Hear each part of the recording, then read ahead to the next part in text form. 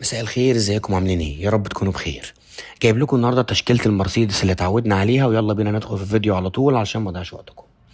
اول عربيه معانا النهارده وهي مرسيدس اي 280 موديل 2007 كومبروسور.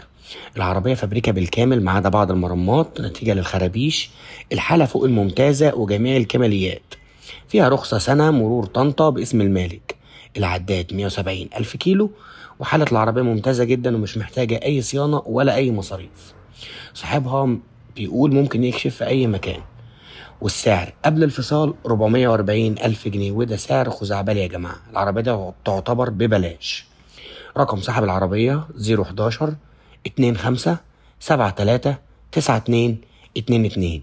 وما تنساش تكشف على العربية كويس وبلاش يغرك السعر، وكمان تفاصل كويس عشان توصل لأحسن صفقة ممكنة.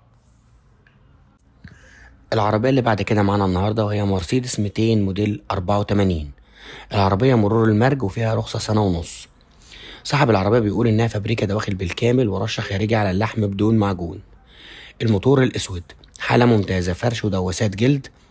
التكييف تاتش، الأربعة إزاز كهرباء، وفيها وحدة رفع بريموت.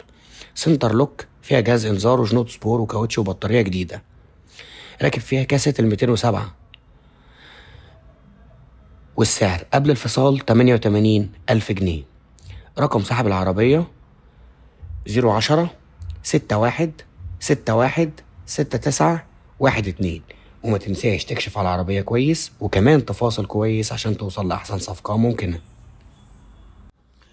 العربية اللي بعد كده مرسيدس 200 موديل 79 بحالة ممتازة. المكنة البيضة، صيانة دورية، باور وصالون فرش جلد لسه جديد. كل الكماليات شغالة، فيها كاسة USB وراديو، وفيها سماعات وسنتر لوك وإزاز كهرباء أمامي وخلفي، إنذار وستائر جانبية جرار. والسعر قبل الفصال 75 ألف جنيه. رقم صاحب العربية 0100 266 02 14. وما تنساش تكشف على العربية كويس وكمان تفاصل كويس عشان توصل لأحسن صفقة ممكنة.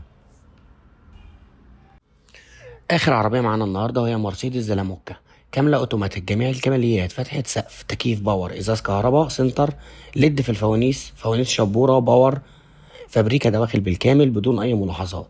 صاحب العربية بيقول ان الموتور والفتيس والات الجر بحالة ممتازة جدا، والعربية فابريكا دواخل بالكامل. صاحب العربية بيقول انها مش محتاجة مصاريف نهائي، وفيها رخصة لحد اخر شهر 7 مرور الحوامدية. والسعر قبل الفصال 175 ألف جنيه. رقم صاحب العربية 011 111 53 580.